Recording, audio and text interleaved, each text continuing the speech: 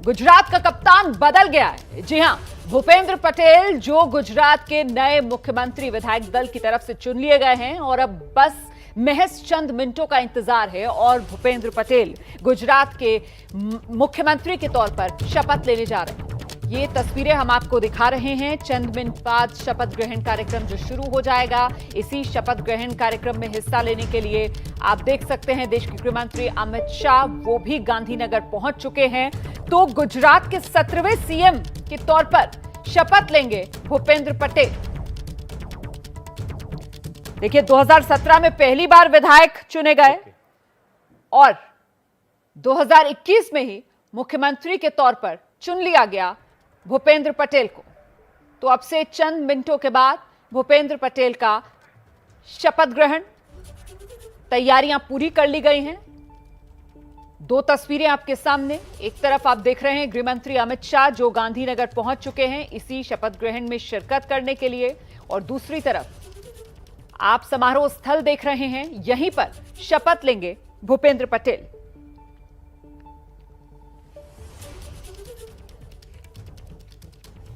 और ये काउंटडाउन आपके सामने है। महज 18 मिनट का इंतजार और बाकी। गुजरात को मिलने जा रहा है नया मुख्यमंत्री। देश की सियासत में बड़ी हलचल देखने के लिए मिली जब अचानक से शनिवार शाम को विजय रूपाणी की तरफ से अपने इस्तीफे का ऐलान किया गया और उसके बाद अगले ही दिन, मतलब रविवार का दिन था, जब गुजरात में विधायक दल की बैठक में मोहर लगी नाम पर भूपेंद्र पटेल के। और ऐसे में सबसे बड़ा सवाल यह कि आखिरकार भूपेंद्र पटेल के हक में क्या गया, वो कौन से फैक्टर्स हैं जिसकी वजह से भूपेंद्र पटेल को चुन लिया गया है नए मुख्यमंत्री के चेहरे के तौर पर उस राज्य में जहां अगले साल चुनाव होने हैं। 2022 के आखिर में गुजरात में विधानसभा चुनाव होने हैं। करीब 14 से 15 महीने का इंतजार आप समझ सकते हैं गुजरात में विधानसभा चुनाव में। और उससे पहले बीजेपी की तरफ से यह बड़ी रणनीति माना जा रहा है जिस तरीके से विजय रूपाणी के बाद नए मुख्यमंत्री के तौर पर भूपेंद्र पटेल को आगे किया गया है। पाटीदार समाज से जुड़े हुए हैं भूपेंद्र पटेल, और गुजरात में जो पाटीदार है वो प्रभावशाली समाज है। पाटीदार समाज के कई संगठनों के खुद ट्रस्टी हैं भूपेंद्र पटेल। गुजरात की पूर्व मुख्यमंत्री आनंदीबेन पटेल के करीबी माने जाते हैं और उन्हीं की जो सीट है घाटलोडिया, वहीं से 2017 में पहली बार विधायक चुनकर आए भूपेंद्र पटेल। खुद उत्तर गुजरात से आते हैं और सबसे ज्यादा 53 सीटें भी इसी उत्तर गुजरात में तो हैं। हम सीधे आपको लेकर चलते हैं। मेरे साथ मेरे सहयोगी नीरज पांडे इस वक्त मौजूद हैं। नीरज, चंद मिनटों का इंतजार और फिर शपथ लेंगे भूपेंद्र पटेल। गृहमंत्री की तस्वीरें हम देख रहे हैं जो गांधीनगर पहुंच चुके हैं, और बीजेपी के कौन कौन से बड़े नेता जो इस वक्त गांधीनगर में हैं इस शपथ ग्रहण समारोह में शिरकत करने के लिए। नीरज पांडे जी बिल्कुल, मैं आपको बता दूं कि बस कुछ ही मिनट का इंतजार बाकी रह गया है। मेरे पीछे जो आप देख सकते हैं ये मंच बन के तैयार है जहां पर मुख्यमंत्री के रूप में भूपेंद्र पटेल शपथ लेंगे थोड़ी देर बाद। 2:20 का ये समय निर्धारित किया गया है। गृह मंत्री अमित शाह गांधीनगर पहुंच चुके हैं और जिस जगह में, जिस ब्लॉक में मैं हूं, यहाँ पे मोस्टली वो लोग हैं जो या तो सरकार में हैं या तो पार्टी के वरिष्ठ नेता हैं। इस लाइन में वो सारे लोग हैं और केंद्र की तरफ से भी कई महत्वपूर्ण लोग यहाँ मौजूद हैं। दोनों पर्यवेक्षक केंद्रीय मंत्री नरेंद्र सिंह तोमर और प्रहलाद जोशी वो मौजूद हैं। यहाँ पे आप देख सकते हैं मंच पे भी नरेंद्र सिंह तोमर आ चुके हैं। पुरुषोत्तम रूपाला और मनसुख भाई मांडविया दोनों केंद्रीय मंत्री हैं और सौराष्ट्र से यानी गुजरात से ही वो ताल्लुक़ रखते हैं दोनों मंत्री, और वो भी आ चुके हैं, दोनों मंच पर मौजूद हैं। केंद्र के और दूसरे जो केंद्रीय टीम से नेता हैं वो भी इस कार्यक्रम में शिरकत करने के लिए मौजूद हैं। सबसे बड़ी इम्पॉर्टेंट चीज़ ये है कि 2:20 में भूपेंद्र पटेल एक नए मुख्यमंत्री के रूप में शपथ लेंगे और उनके इस कार्यक्रम को आंखों देखने के लिए लगभग सभी विधायक जो भारतीय जनता पार्टी के हैं वो यहाँ मौजूद हैं। भारतीय जनता पार्टी के वरिष्ठ जो स्टेट की लीडरशिप है वो मौजूद है और संगठन मंत्री BL संतोष भी, चूँकि गांधीनगर में ही हैं, अभी फिलहाल वो कार्यक्रम में यहाँ नहीं पहुँचे हैं। माना जा रहा है अगले कुछ मिनट में संगठन मंत्री BL संतोष भी पहुँच जाएंगे। लेकिन ये एक बड़ा पंडाल लगाया गया है चारों तरफ से। इसको ये राजभवन का परिसर है, राजभवन परिसर में ही एक बड़ा पंडाल लगाया गया है और इस पंडाल में करीब 350 से 400 लोगों के बैठने की व्यवस्था की गई है। और अब ये पंडाल बिल्कुल लगभग खचाखच भर चुका है और माना जा रहा है कि अगले कुछ मिनट में गृह मंत्री अमित शाह मुख्यमंत्री और CR पाटिल तीनों लोग यहाँ पहुंचेंगे, क्योंकि पास में ही नितिन पटेल सर्किट नजर हाउस आ रहे में हैं ना? मुख्यमंत्री भूपेंद्र पटेल और गृह मंत्री दोनों। नीरज, नितिन पटेल नजर आ रहे हैं ना? नितिन पटेल अभी तक नहीं नजर आए हैं। जी बिल्कुल, अभी नितिन पटेल अभी तक इस हॉल में दिखाई नहीं पड़े हैं, लेकिन माना जा रहा है नितिन पटेल सर्किट हाउस में ही हैं। गृह मंत्री के साथ ही वो यहाँ पहुंचेंगे। गृह मंत्री अमित शाह चूंकि सर्किट हाउस में अभी मौजूद है, वहाँ पे मुख्यमंत्री भूपेंद्र पटेल मौजूद हैं, CR पाटिल मौजूद है और नितिन पटेल भी सर्किट हाउस में ही मौजूद है। माना जा रहा है कि अगले कुछ मिनट में वो भी यहाँ पहुँचने वाले हैं। फिलहाल अभी वो इस कार्यक्रम स्थल में पहुंचे नहीं हैं, लेकिन तैयारियां पूरी हो चुकी हैं। आप रहिए मेरे साथ, नीरज पांडे में लौटूंगी आपके पास। तो देखिए, कुछ ही देर में हमारे साथ कांग्रेस और कांग्रेस की तरफ से खास मेहमान जुड़ेंगे, साथ ही सुप्रीम कोर्ट के वकील देशरतन निगम भी हमारे साथ जुड़ेंगे। और आप देख सकते हैं मेरे साथ मेरे वरिष्ठ सहयोगी दिबांग भी इस वक्त मौजूद हैं। जरा पहले दिबांग से समझ लेते हैं कि आखिरकार आपका असेसमेंट क्या कहता है दिबांग, बीजेपी के लिए क्यों जरूरी हो गया था विजय रूपाणी का हटना, और साथ ही साथ पटेल चेहरा जो भूपेंद्र पटेल का आगे किया गया, उसके पीछे की रणनीति क्या?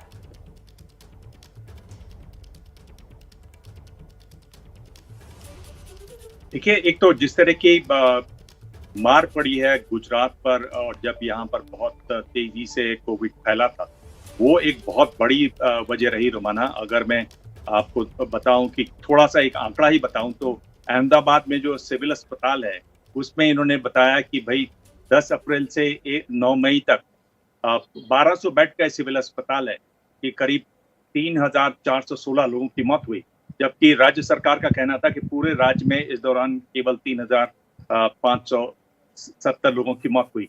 तो एक मौतों की संख्या को कम आंक कर बताना, अखबारों में उसका छपना, जिस तरह से हमने देखा कि ऑक्सीजन सिलेंडर और दवाइयों के लिए जिस तरह से वहां पर मार मची, तो उसको संभाल नहीं पाना एक बहुत बड़ी वजह बनी।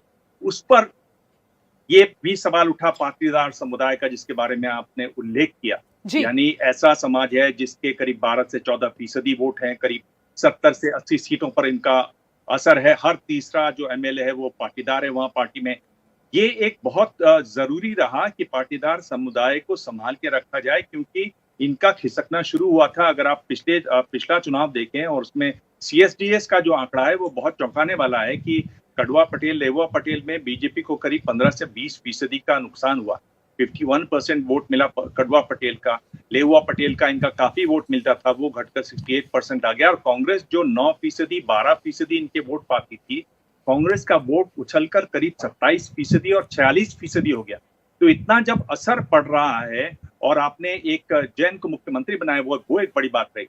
एक अगर बड़ी तस्वीर एक देखें, अगर राष्ट्रीय परिप्रेक्ष्य में बात करें, तो आप देखिए कि एक वो दौर था जब बीजेपी में किसी को भी, यानी जो राज्य है उसकी परवाह किए बिना, आप रघुवर दास एक OBC हैं, ट्राइबल राज्य में उनको बना देते हैं।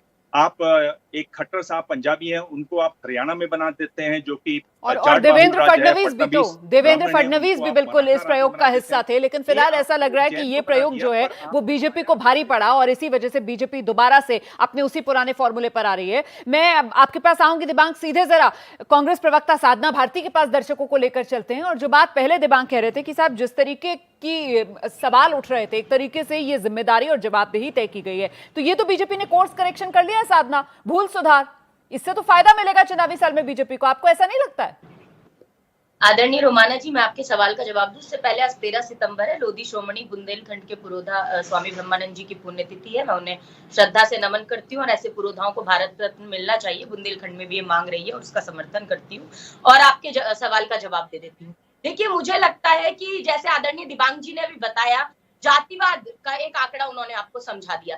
भारतीय जनता पार्टी चुनाव आते ही भाजपा में धर्म और जाति को धंधा बनाने के सब प्रबंध हो जाते हैं और सत्ता की कुर्चन चाटने के लिए तो भाजपा में कुछ नेवलों के भी सांपों से संबंध हो जाते हैं। और अब आप देखिए ना, 2017 से पूर्व देखिए, चाहे 2001 पे चले जाइए, पाटीदारों के साथ पहले पाटीदार को बनाते हैं, फिर हटाते हैं, फिर जब देखा हार्दिक पटेल उभर कर आए, इन्हें लगा पाटीदार भाग रहा है, खिसक रहा है, फिर इन्होंने पाटीदार को घेरने का प्रयास किया है। लेकिन मुझे ये लगता है अगर मात्र चेहरा बदल देने से, अगर विफलताओं के लिए चेहरा बदला आपने, तो चेहरा बदलने से अगर गुजरात की स्थिति सही होगी तो भाई चेहरा फिर उत्तर प्रदेश में भी बदलो, वहां भी बड़ी सारी विफलताएं हैं। यूपी नंबर 1 किस चीज में सबको पता है, बलात्कारों में, उत्पीड़न में, चलिए यूपी पर फिलहाल चर्चा नहीं हो रही है, गुजरात पर चर्चा है और समय सीमित है हम लोगों के पास। जल्दी से देशरत्न निगम जी के पास लेकर चलते हैं। देशरत्न निगम जी, जो बात यहां पर कांग्रेस की तरफ से की जा रही है कि साहब हार्दिक पटेल, क्या भूपेंद्र पटेल कांग्रेस की तरफ से जो हार्दिक पटेल आगे किए गए हैं उनका जवाब है? जी देखिए, पहले तो मैं जवाब ये दे दूं कि वाणी जी ने अपने 5 साल सफलतापूर्वक पूरे किए। एक तरीके से चीफ मिनिस्टर का टेन्योर होता है। तो और दूसरा, ये जरूरी नहीं है कि किसी को हटाया जाए जो असफल हुआ है, और नीतिगत फैसला लिया है, स्ट्रेटेजी के तहत लिया गया है। बीजेपी वहाँ पे चैरिटी करने के लिए नहीं गई है, वो चुनाव जीतने के लिए गई है। तो बीजेपी में अगर देखें, जो कि माँ बेटी की पार्टी नहीं है, पारिवारिक पार्टी नहीं है, ना किसी के का पैतृक हक हो जाता है, वहाँ पे चेहरे आते हैं और जाते हैं और प्रमोट करके आगे चले जाते हैं। उनको दायित्व दिया जाता है, उनके दायित्व बदलते रहते हैं भाजपा। ठीक है सर, अगर आपकी बात में मानूं तो जो आप कह रहे हैं कि साहब बीजेपी जो है वो राजनीतिक पार्टी है, चुनाव जीतने के लिए गई है, स्ट्रेटेजिक फैसला है, तो इसीलिए तो विपक्ष की तरफ से तो घेराबंदी की जा रही है। और विपक्ष में एक आम आदमी पार्टी भी है जो कह रही है कि साहब हमसे डरकर, क्योंकि आम आदमी पार्टी इस तरीके से उभरी है कि यह फैसला लेना पड़ा है। गृहमंत्री श्री અને સહકાર મંત્રી શ્રી અમિતભાઈ શાહ, ભારત સરકારના માનનીય મંત્રીશ્રીઓ, માનનીય શ્રી નરેન્દ્રસિંહ તોમરજી, માનનીય શ્રી પરસોત્તમભાઈ રૂપાલાજી, માનનીય શ્રી મનસુખભાઈ માંડવિયાજી, માનનીય શ્રીમતી દર્શનાબેન જરદોશ અને માનનીય શ્રી મહેન્દ્રભાઈ મુંજપરા સહિત ભારતીય જનતા પાર્ટીના રાષ્ટ્રીય અગ્રણીઓ પણ ઉપસ્થિત છે। એ સાથે જ મંચ પર ગુજરાત રાજ્યના કાર્યકારી મુખ્યમંત્રી માનનીય શ્રી વિજયભાઈ રૂપાણી પણ આપણી વચ્ચે ઉપસ્થિત છે। આપ સૌનું ગુજરાત સરકાર વતી સ્વાગત કરીએ છીએ।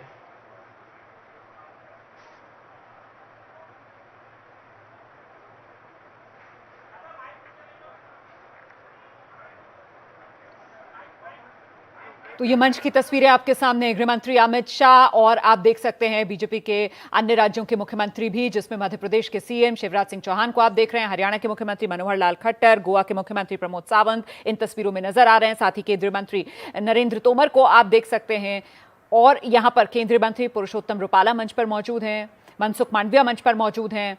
साथ ही कार्यकारी मुख्यमंत्री अभी तक विजय रूपाणी वो भी मंच पर मौजूद हैं, उप मुख्यमंत्री मौजूद हैं नितिन पटेल, जिनको लेकर कई तरीके के कयास लग रहे थे, कई तरीके के सवाल उठ रहे थे। और मंच में बिल्कुल बीच के हिस्से पर, ये वो हिस्सा मंच का देख रहे हैं आप जहां पर विजय रूपाणी बैठे हुए हैं, नितिन पटेल बैठे हुए हैं, और मंच का ये दूसरा हिस्सा है राज्यपाल श्री और बिल्कुल मंच के बीचों बीच मुख्यमंत्री उपस्थित है जो शपथ लेंगे भूपेंद्र पटेल। सौगंध विधि माटे आपनी समक्ष रजू करवानी अनुमति आपो तेवी विनंती है। तो राज्यपाल को देख रहे हैं आप, आचार्य देवव्रत श्री भूपेंद्र भाई रजनीकांत पटेल मुख्यमंत्री को शपथ दिलाने के लिए, और अब भूपेंद्र पटेल शपथ ले रहे हैं। एमने सौगंध विधि माटे ओ दादा आपको बोला हाइट नीचे लो, आप हाइट ऊपर ले लिए। ओ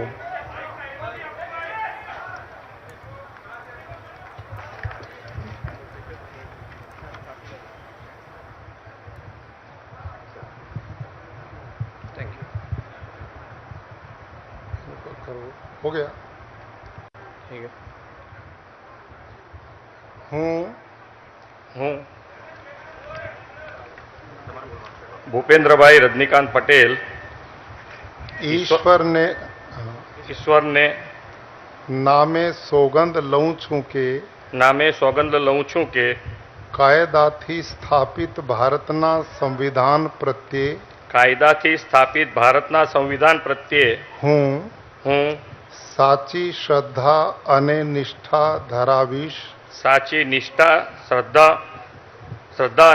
ધરાવીશ। હું ભારતના સાર્વભૌમત્વનું અને અખંડતાનું સમર્થન કરીશ। અને હું गुजरात राज्यना मुख्यमंत्री तरीकेना मारा कर्तव्यो श्रद्धापूर्वक अने अंतःकरणपूर्वक बजावीश। अने भय के पक्षपात રાગ કે દ્વેષ વિના રાગ કે દ્વેષ વિના તમામ લોકો સાથે તમામ લોકો સાથે સંવિધાન અને કાયદા અનુસાર સંવિધાન અને કાયદા અનુસાર ન્યાયપૂર્વક વર્તીશ. ન્યાયપૂર્વક વર્તીશ. હું ભૂપેન્દ્રભાઈ રજનીકાંત પટેલ ઈશ્વરને નામે સોગંદ લઉં છું કે ઈશ્વરના નામે સોગંદ લઉં છું કે હું હું ગુજરાત રાજ્યના મુખ્યમંત્રી તરીકે ગુજરાત રાજ્યના મુખ્યમંત્રી તરીકે જે કોઈ બાબત મારી વિચારણા માટે લાવવામાં આવશે મારી વિચારણા માટે લાવવામાં આવશે અથવા મારા જાણવામાં આવશે તેની જાણ એવા મુખ્યમંત્રી તરીકેના મારા કર્તવ્યોના યોગ્ય પાલન માટે આવશ્યક હોય તે સિવાય પ્રત્યક્ષ કે પરોક્ષ રીતે કોઈ પણ વ્યક્તિ અથવા વ્યક્તિઓને કરીશ નહીં અથવા તેની કે તેમની આગળ તેને પ્રકટ કરીશ નહીં.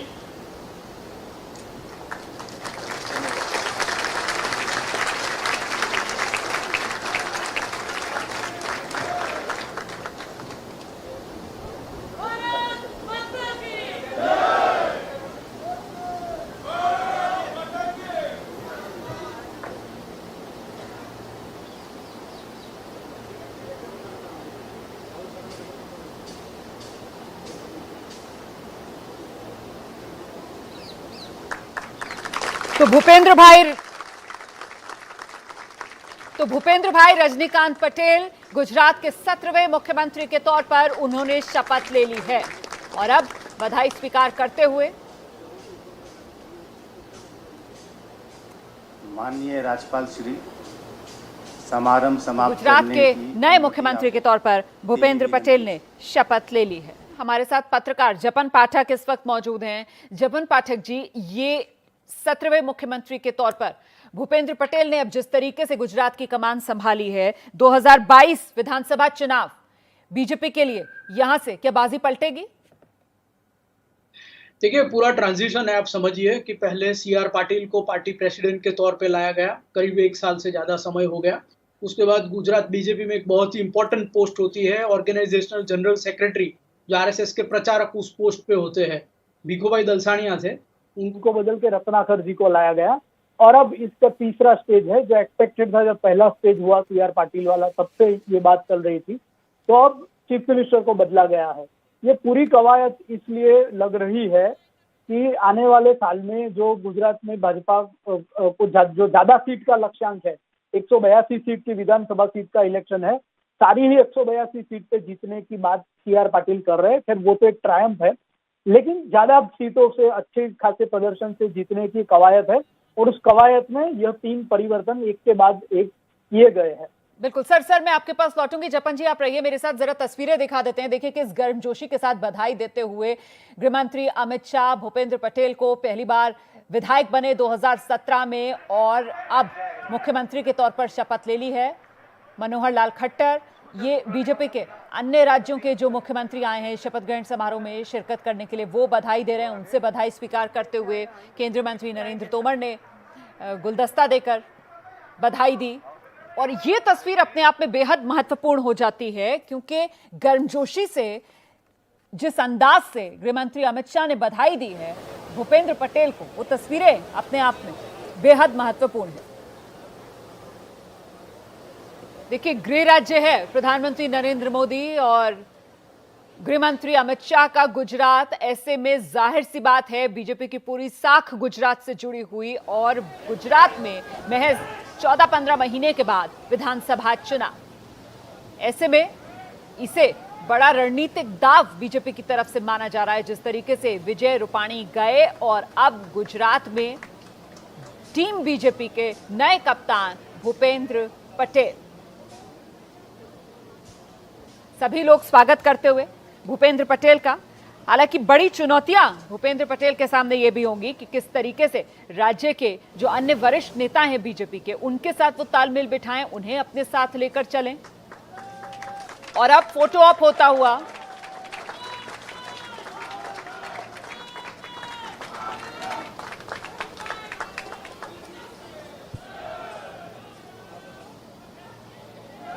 भूपेंद्र पटेल गुजरात के 17वें सीएम बन गए हैं।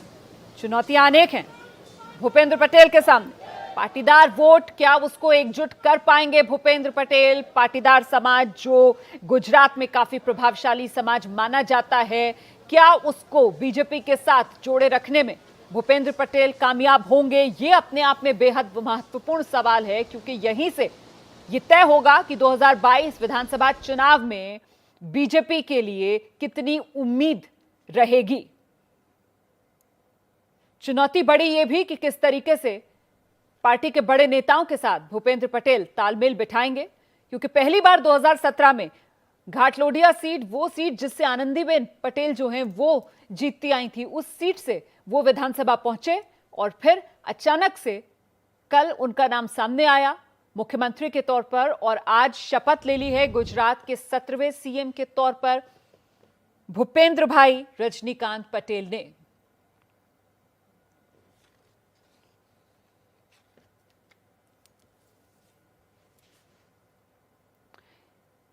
सभी खास मेहमान हमारे साथ बने हुए हैं, जल्दी से आपको लेकर चलते हैं। मेरे वरिष्ठ सहयोगी दिबांग हमारे साथ मौजूद हैं। दिबांग, जिम्मेदारी और चुनौती बड़ी अब यहां से भूपेंद्र भाई पटेल की।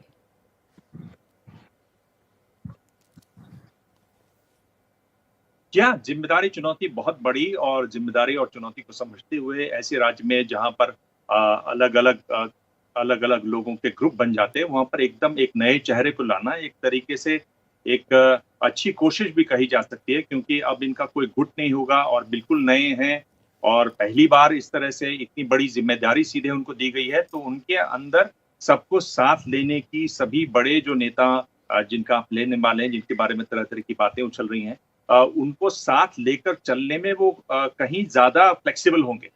तो उनको पहले से किसी का पूर्वाग्रह उनके प्रति नहीं होगा। तो ये एक बहुत अच्छी बात है। और कहा जा रहा है कि आनंदीबेन पटेल जो हैं उसी ग्रुप की रही, यहाँ अमित शाह से मिलते हैं, बाकी लोग से। तो ये एक बड़ी बात हो जाती है कि जब आप कहीं बड़ी जगह पर एक नया व्यक्ति पहुंचता है, बिल्कुल नया व्यक्ति पहुंचता है, तो वो सबको साथ लेकर चलने में सक्षम होता है। और ऐसा नहीं है। बहुत बहुत धन्यवाद आपका इस तमाम जानकारी के लिए। तो कुल मिलाकर अब देखना यह होगा कि बीजेपी की तरफ से जिस तरीके का ये दाव खेला गया है भूपेंद्र पटेल को आगे करके सीएम के तौर पर, अब 2022 विधानसभा चुनाव में ये फायदा कितना पहुंचाएगा पार्टी को।